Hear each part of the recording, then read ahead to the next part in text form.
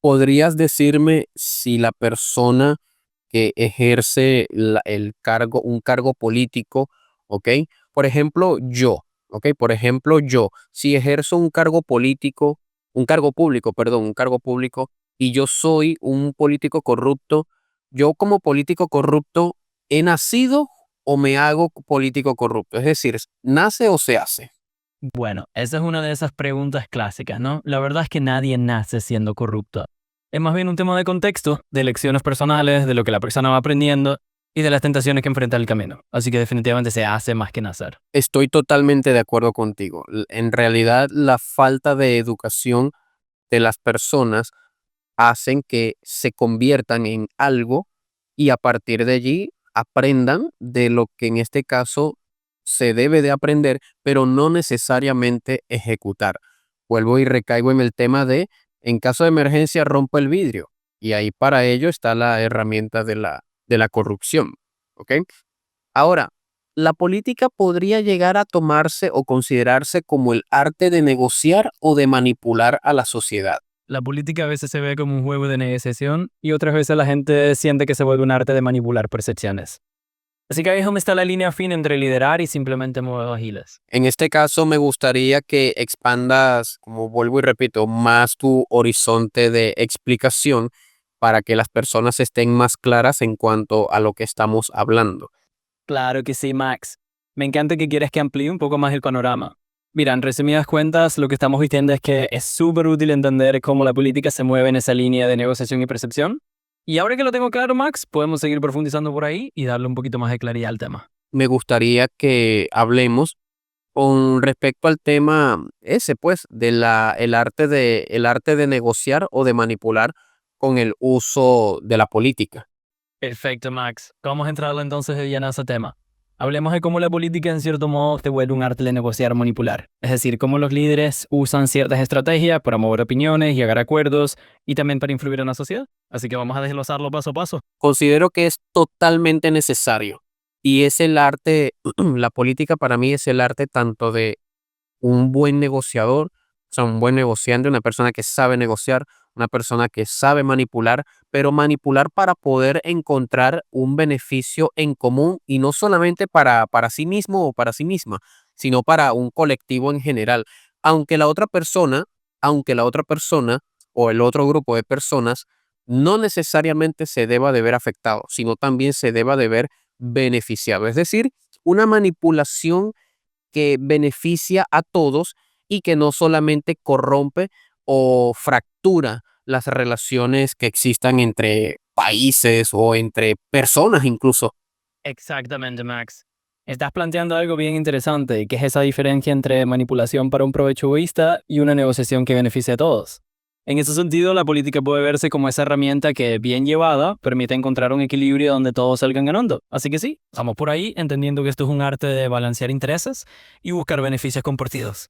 Que es allí donde viene algo bastante complicado y es el hecho de aprender a hacerlo bien.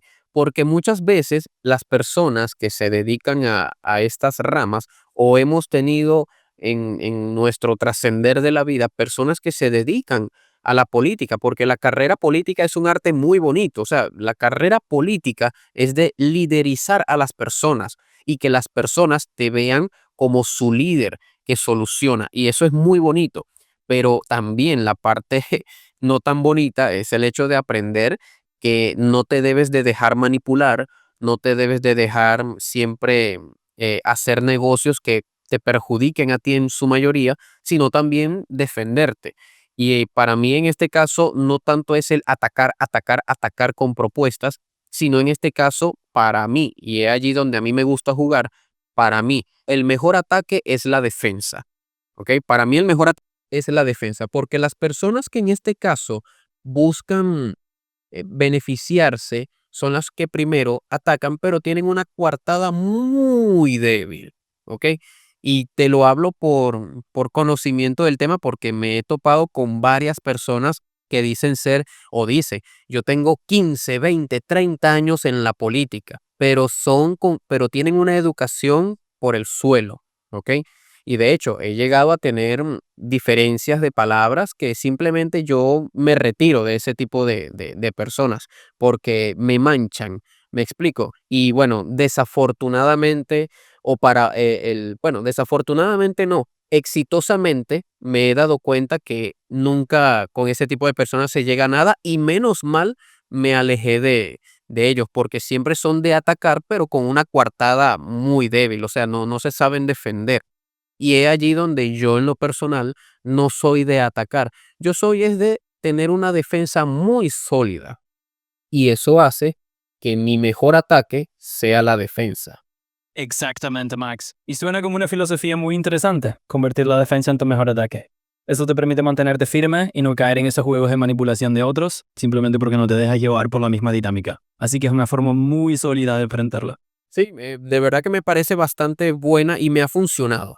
Me ha funcionado porque eso me ha llevado, perdón, me ha llevado a poder filtrar a todas esas personas que dicen dedicarse a la política, que simplemente no sirven para nada, porque son muy buenos creando comunidad, ¿verdad? O sea, son buenos creando comunidad, me refiero, es al hecho que son muy buenos enamorándote al principio, pero ya luego del segundo mes, del tercer mes, no sirven para poder mantener consolidado su comunidad. Es decir, son simplemente personas manipuladoras para beneficio propio y para las otras personas que buscan una solución concreta, no les brindan nada.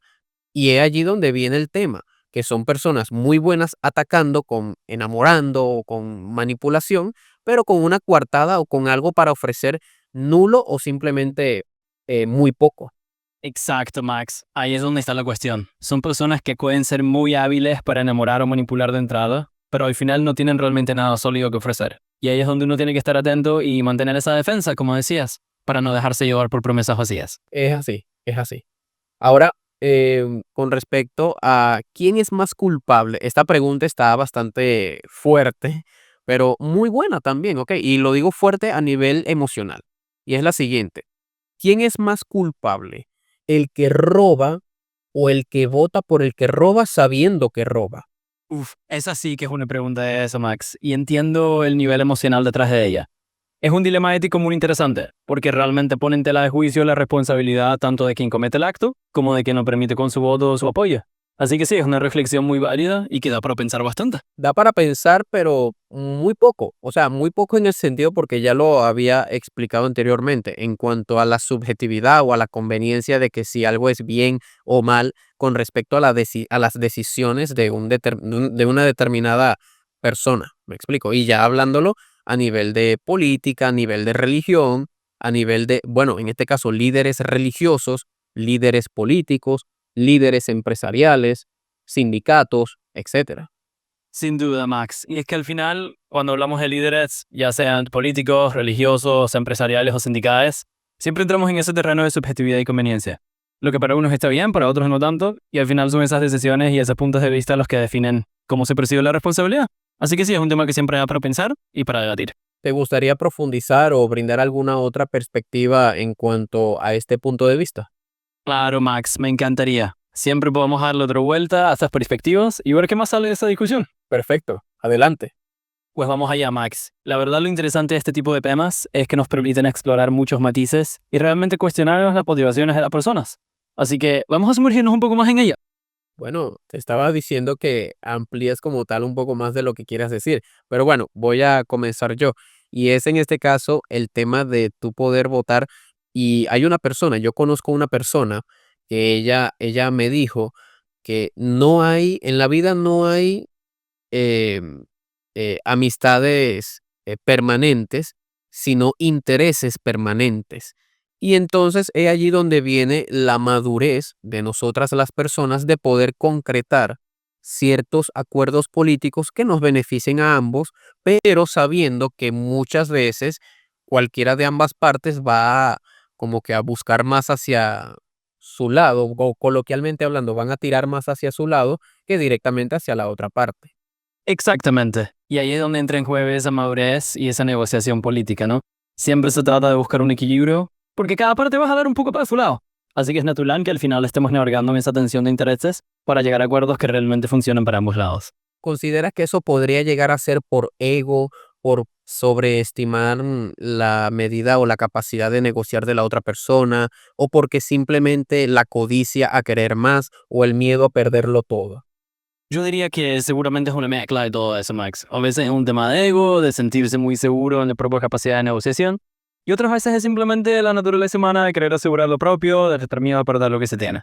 Así que es bastante comprensible que hay un poquito de todo eso mezclado.